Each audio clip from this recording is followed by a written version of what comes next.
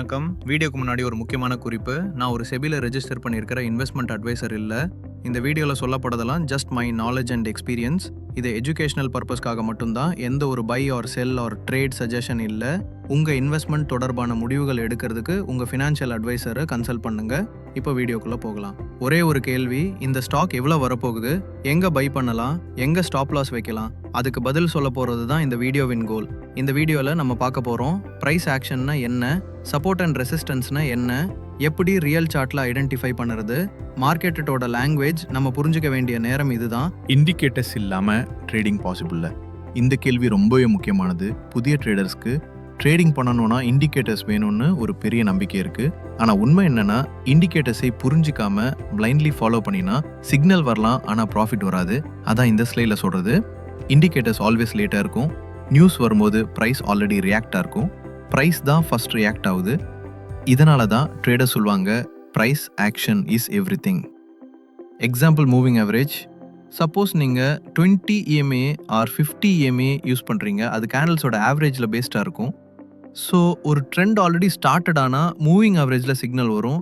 Entry பண்ணுற நேரத்துக்கு stock already 5% or 10% மேலே போயிருக்கும். That's why indicators are lagging. Indicators உண்மையில் லேட் சிக்னல் கொடுக்கும். அதுக்கு காரணம் பாஸ்ட் டேட்டாயை யூஸ் பண்ணி சிக்னல் ஜென்ரேட் பண்ணதுனால. இண்டிகேட்டர்ஸ் யூஸ்ஃபுல் தான், ஆனால் ரொம்பவே டிபெண்ட் ஆகிட்டா மார்க்கெட் ஆல்ரெடி ரியாக்ட் ஆயிரும்போது நம்ம லேட்டாக ஆக்ட் பண்ணிடுறோம். இந்த வீடியோவில் இண்டிகேட்டர்ஸோட பேசிக்ஸ் மட்டும், ஆனால் ஒவ்வொன்றையும் டீப்பாக எக்ஸ்பிளைன் பண்ணுறதுக்கு நாம் செப்பரேட்டாக ஒரு வீடியோ பண்ணுவேன். கன்க்ளூஷன், வாட்ஸ் பெட்டர்னா price action, live candles, real time movement, buyers or செல்லர்ஸோட ஃபைட், இது எல்லாமே ப்ரைஸ் மூவ்மெண்ட்டில் தெரியும். ஒரு புல்லிஷ் என்கல்ஃபிங் பேட்டர்ன், ஒரு பிரேக் அவுட் கேண்டில், ஒரு ஸ்ட்ராங் வால்யூம் புஷ், இதெல்லாம் இம்மீடியட்டாக கண்ணுக்கு தெரியும். அதே சிக்னல் இண்டிகேட்டருக்கு வர வேண்டிய நேரம் 2-3 கேண்டில்ஸ் டைம் ஆகும். இண்டிகேட்டர்ஸை சப்போர்ட்டிவாக யூஸ் பண்ணலாம், கன்ஃபர்மேஷனுக்கு யூஸ் பண்ணலாம். ஆனால் ட்ரேட் பண்ணுற decision, candle stick movement, support resistance zone, trend line, இந்த ரியல் டைம் க்ளூஸில் பேஸ்டாக இருந்தால் தான் நீங்கள் கான்ஃபிடென்ட்டாக ட்ரேட் பண்ண முடியும். இதனால தான் சொல்கிறோம் இண்டிகேட்டர்ஸ் லேட்டாக இருக்கும், ப்ரைஸ் தான் ஃபர்ஸ்ட் ரியாக்ட் ஆகும். That's why price action. Price action நான் என்னன்னு கேட்டிங்கன்னா, இதுக்கு பதில் ரொம்ப சிம்பிள், காம்ப்ளிகேஷன்ஸ் இல்லாமல் சார்ட்டில் price and candle movements observe பண்ணுறது தான் ப்ரைஸ் ஆக்ஷன். ஆனால் நம்ம எதுக்கு இண்டிகேட்டர்ஸ், சிக்னல், ஸ்ட்ராட்டஜிஸ்னு கன்ஃபியூஸ் ஆகணும்? கேண்டில் நமக்கு லைவ் க்ளூ தருது. பையர் டாமினேட் பண்ணுறாங்களா, செல்லர் டாமினேட் பண்ணுறாங்களா, அது எல்லாமே கேண்டில், பாடி, விக்கு, ஸ்ட்ரக்சர்லாம் நம்ம தெரியும். ப்ரைஸ் ஆக்ஷன் ரகசியம் என்னன்னா, அது ரியல் டைம் டிசிஷன் மேக்கிங்க்கு பேஸ் ஆகுது. No delay, no lag. Chart பார்த்ததுக்கே ஃபீல் வரணும், இதில் என்ட்ரி பண்ணலாம்னு கான்ஃபிடன்ஸ் கிரியேட் ஆகணும். அதனால தான் ஸ்லைடில் சொன்னது no indicators, no guessing, just pure price, only buyer seller reactions பார்க்குறது. இதுதான் ப்ரைஸ் ஆக்ஷன். ப்ரைஸ் ஆக்ஷன்னா என்ன? Candle, structure, trend and zones பார்த்து பையர் செல்லர் ரியாக்ஷன்ஸை புரிஞ்சுக்கிட்டு டிசிஷன் எடுக்கிறது. No signals, no dependency, just your eyes and your brain. அதுதான் real trading. இந்த கான்செப்டில் நமக்கு என்ன அட்வான்டேஜ்னு பார்க்கலாம். First, live signal. சார்ட்டில் கேண்டில் ஃபார்ம் ஆகிற ஸ்மால் டைம்லேயே உண்மையான சிக்னல் நமக்கு தெரிஞ்சிடும். இண்டிகேட்டரில் சிக்னல் வரும் வர நாம் வெயிட் பண்ண வேண்டியதில்லை. Secondly, better entry and exit. கேண்டிலோட பிஹேவியர், ஜோனில் ப்ரைஸ் எப்படி ரியாக்ட் ஆகுதுன்னு பார்த்தாலே எக்ஸாக்டாக என்ட்ரி பண்ணலாமே இல்லையான்னு முடிவு எடுக்க முடியும். எஸ் ஒர்க் இல்லை, டிலேயும் இல்லை, ஒரே கிளாரிட்டியாக டிசிஷன் எடுக்கலாம். தென் ஓவர் ட்ரேடிங் அவாய்ட் பண்ணலாம்னு ரொம்ப பெரிய ப்ளஸ். இண்டிகேட்டர்ஸ் யூஸ் பண்ணுறவங்க சிக்னல் வரும்போதெல்லாம் ஃப்ரீக்வெண்ட்டாக ட்ரேட் பண்ண ஆரம்பிக்கிறாங்க.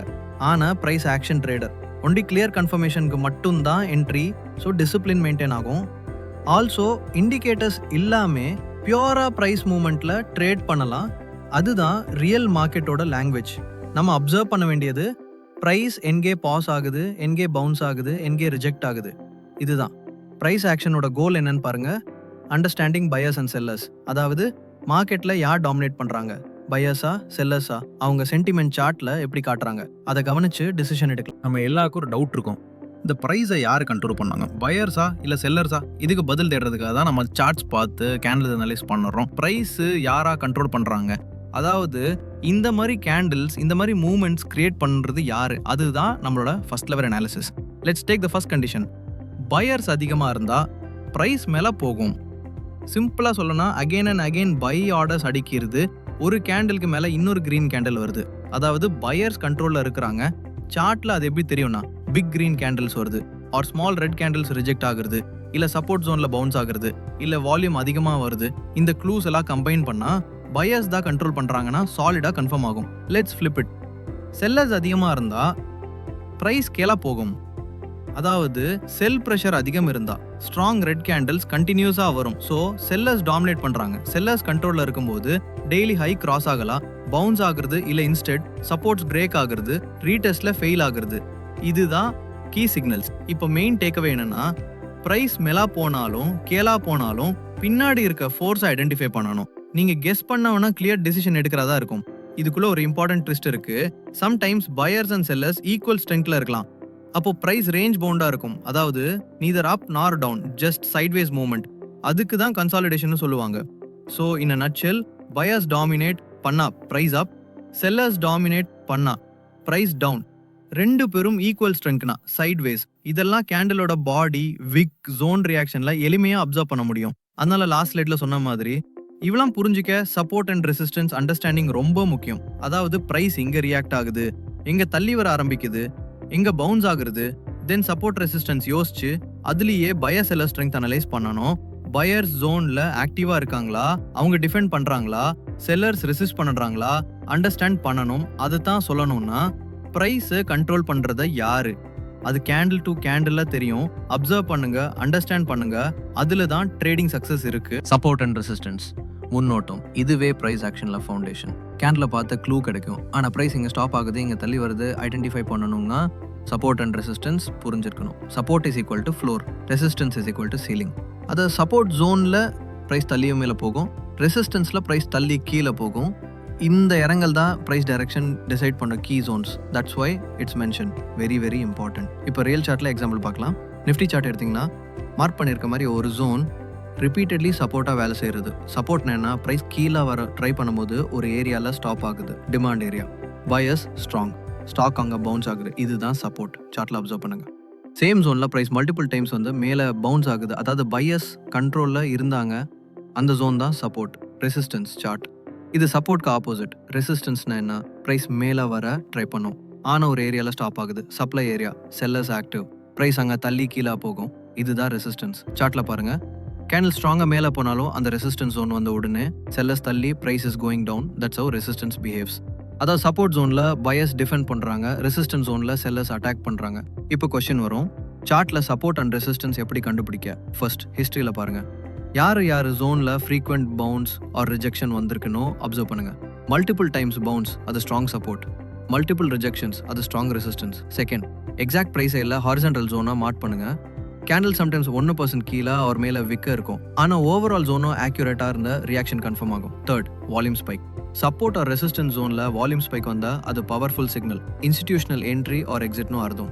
ஃபைனலாக சொல்லணும்னா சப்போர்ட் அண்ட் ரெசிஸ்டன்ஸ்லாம் சார்ட்டில் ஸ்டாட்டிக் லைன்ஸ் இல்லை, அது மார்க்கெட் சைக்காலஜி ரிஃப்ளெக்ட் பண்ணுது. பையர்ஸ் எப்படி டிஃபெண்ட் பண்ணுறாங்க, செல்லர்ஸ் எங்கே ட்ராப் பண்ணுது, இதுதான் ப்ரைஸ் மூவ் ஆகுற real reason. So after learning to identify support and resistance, பியூரா ப்ரைஸில் ட்ரேட் பண்ண முடியும். இதுதான் ப்ரைஸ் ஆக்ஷனோட பேக் போன். ரோல் ரிவர்ஸ்ன்னு சொல்கிறப்போ அது ஸ்மால் சேஞ்ச், ஆனால் ட்ரேடில் அது பெரிய இம்பாக்ட் கொடுக்க க்ளூ. ரெசிஸ்டன்ஸ் பிரேக் ஆகுதோடய அது சப்போர்ட்டாக மாறும். இதில் மேஜிக் என்னன்னா, அந்த ரெசிஸ்டன்ஸ் ஜோன்னு வலுவாக இருக்கும்போது ஒரு பிரேக் அவுட் கேண்டில் ஃபார்ம் ஆச்சுன்னா அதுக்கப்புறம் ப்ரைஸ் சேம் ஏரியாவில் ரீடெஸ்ட் பண்ணும். அந்த ரீடெஸ்ட் சக்ஸஸ் ஆன பையர்ஸ் கன்ஃபார்ம் பண்ணுறாங்கன்னு அர்த்தம். அதாவது செல்லர்ஸ் வீக் ஆகிடுச்சு, பையர்ஸ் தான் கண்ட்ரோலில் இருக்காங்க. அந்த ஏரியா இப்போ நியூ சப்போர்ட். அதே மாதிரி சப்போர்ட் பிரேக் ஆனதும் அது ரெசிஸ்டன்ஸாக மாறும். பையர்ஸ் டிஃபெண்ட் பண்ண ட்ரை பண்ணாங்க, ஆனால் செல்லர் ப்ரெஷர் அதிகம் இருந்துச்சு. ஸோ சப்போர்ட் பிரேக் ஆகிடுச்சு. அதுக்கப்புறம் சேம் ஜோனில் ப்ரைஸ் மேலே போக ட்ரை பண்ணோம், பட் அது தள்ளி கீழே வருதுன்னு. That confirms sellers regaining control. That zone is now new resistance. Retest is very important. Breakout வந்ததும் இம்மீடியட் என்ட்ரி பண்ணாதீங்க, ஃபார் ரீடெஸ்ட் வெயிட் பண்ணுங்க.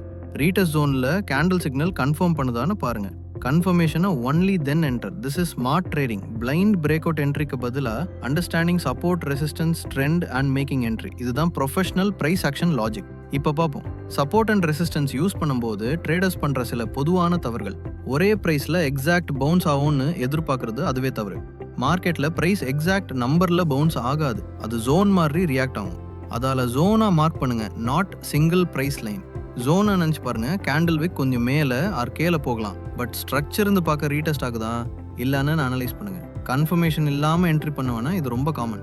ஜோன் பார்த்தா உடனே என்ட்ரி பண்ணக்கூடாது. Candle signal, price reaction wait பண்ணுங்க. அதுவும் இல்லாமல் என்ட்ரி பண்ணி ஸ்டாப் லாஸ் ஹிட் ஆகும். கேண்டில் சிக்னல் இருக்கான்னு வெயிட் பண்ணுங்க. பிரேக் அவுட்டை கேண்டில் கன்ஃபார்ம் பண்ணதா, ரீடெஸ்ட்ல விக் ரிஜெக்ட் ஆகுதா, பையர்ஸ் அண்ட் செல்லர்ஸ் ரியலா ரியாக்ஷன் சார்ட்ல கன்ஃபார்ம் பண்ணுங்க. நெக்ஸ்ட் டைம் சார்ட் ஓப்பன் பண்ணும்போது ஜோன் ஐடென்டிஃபை பண்ணுங்க. ரீடெஸ்ட் வெயிட் பண்ணுங்க, கேண்டில் கன்ஃபார்ம் ஆகுதான்னு பாருங்க. அப்போதான் சப்போர்ட் அண்ட் ரெசிஸ்டன்ஸ் யூஸ் பண்ணீங்க ப்ரோ மாதிரி ட்ரேட் பண்ண முடியும். இந்த வீடியோவில் நம்ம சப்போர்ட் அண்ட் ரெசிஸ்டன்ஸ் கான்செப்ட்ஸை கிளியராக பார்த்தோம்னு நம்புறேன். ஆனால் ப்ரைஸ் ஆக்ஷனில் இது ஜஸ்ட் த ஸ்டார்டிங் பாயிண்ட் தான். அடுத்து வரப்போகிற வீடியோஸில் ரோல் ரிவர்சல் ஜோன்ஸில் ஸ்மார்ட் என்ட்ரி எப்படி எடுக்க, பிரேக் அவுட் ஸ்ட்ராட்டஜியில் ஃபேக் அவுட்ஸ் அவாய்ட் பண்ணுறது எப்படி, லிக்விடிட்டி ஸ்வீப், இன்ஸ்டிடியூஷன்ஸ் எப்படி வீக் ட்ரேடர்ஸை ட்ராப் பண்ணுறாங்க, ரீடெஸ்ட் கன்ஃபர்மேஷன், சிக்னல் எப்படி ஐடென்டிஃபை பண்ணுறது, trap candles, order block zones, volume breakout clue and many more concepts எல்லாமே டீப்பாக எக்ஸ்பிளைன் பண்ண போகிறேன். ஸோ ஒரு வீடியோலும் உங்கள் ட்ரேடிங் மைண்ட் செட் அப்கிரேட் ஆகிற மாதிரி step by step learning guaranteed. So இதுதான் இன்னைக்கு நம்ம பார்த்த டாபிக். சப்போர்ட் அண்ட் ரெசிஸ்டன்ஸ், அதோட use, common mistakes and upcoming advanced concepts பற்றி ஒரு சாலிட் பேஸ். இப்போ ஒரு முக்கிய டிஸ்க்ளைமர், நான் ஒரு செபியில் ரெஜிஸ்டர் ஆன இன்வெஸ்ட்மெண்ட் அட்வைசர் இல்லை. இந்த வீடியோ பியூர்லி எஜுகேஷ்னல் பர்பஸுக்காக தான். நான் எனக்கு தெரிஞ்ச நாலேஜை என் எக்ஸ்பீரியன்ஸில் லேர்ன் பண்ணதான் ஷேர் பண்ணிக்கிறேன். பை ஆர் செல் பண்ண சொல்கிறது இல்லை. Please consult your financial advisor before taking any investment decisions. இந்த வீடியோ யூஸ்ஃபுல்லாக இருந்துச்சுன்னா லைக் பண்ணுங்கள், ஷேர் பண்ணுங்கள்.